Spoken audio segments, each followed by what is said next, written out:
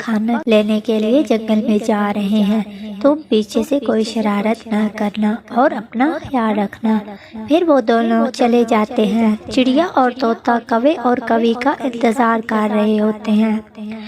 कल्लू भैया, अब आप अपने बेटे को भी साथ लेकर आया करो, वो अब बड़ा हो गया है। चिड़िया बहन, आप तो जानती हो राजू हमारा इकलौता बेटा है और उससे हम बहुत प्यार करते हैं। मेरा तो दिल करता है मेरा बेटा हमेशा सुखी रहे। अगर ऐसा ही करोगी तो वो कैसे सीखेगा कि बाहर निकलकर अनाज कैसे ढूंढते हैं। वक्त सब सिखा देगा तोते भैया। फिर वो सब खाने की तलाश में निकल जाते हैं। शाम को कल्लू और रानी अपने बेटे के लिए उसका मनपसंद खाना लेकर आते हैं। राजू देख तुम्हारी कैसे हर ख्वाहिश पूरी करते हैं। कहीं ये ना हो जब हम बूढ़े हो जाए तो तुम हमें छोड़कर ही ना चले जाओ।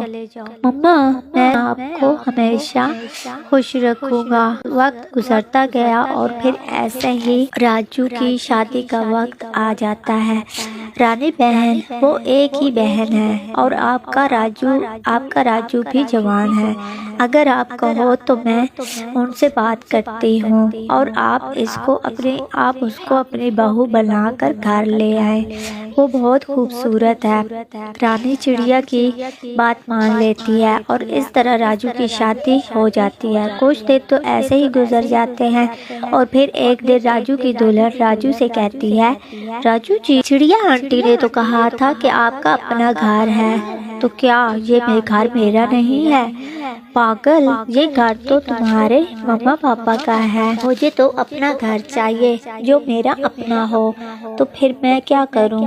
आप आज अपने मम्मा पापा से बात करना कि वो हमें अलग घर बना कर दें। अगर तुम ऐसा चाहती हो तो मैं आज ही मम्मा पापा से बात करूंगा।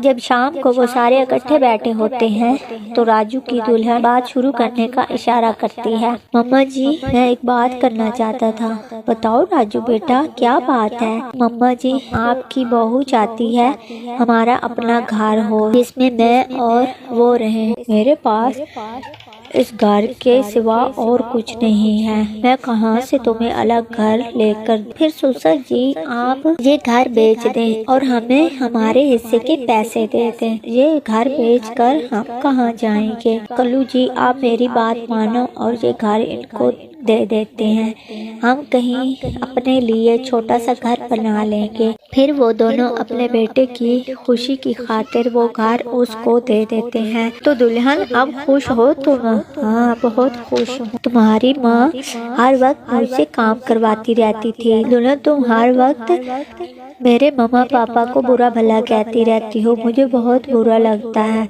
उन्होंने मुझे बहुत लाड प्यार से पाला है। सभी के मम्मा पापा अपनी औलाद को ऐसे ही पालते हैं। उन्होंने कोई नया काम नहीं किया। ऐसे ही दिन गुजर जाता है। कल्लू और रानी एक दरख्त पर बैठे बैठे रात गुजार देते हैं। सुबह होते ही वो दोनों राजू के पास आते हैं। बहू, राजू बेटा कहाँ है? माँ जी, वो तो बाजार गया है हमारे लिए नाश्ता लेने। मम्मा जी, पापा जी, आप कब आए? राजू बेटा, हम कल रात के भूखे हैं, सोचा तुम्हारे साथ मिलकर खाना खा लेंगे। पर पापा जी, मैं तो सिर्फ अपना और अपनी बीवी के लिए लाया हूँ। मुझे क्या पता था कि आप लोग आ जाओगे। राजू, हमने तुम्हें कितने लाड प्यार से पाला था।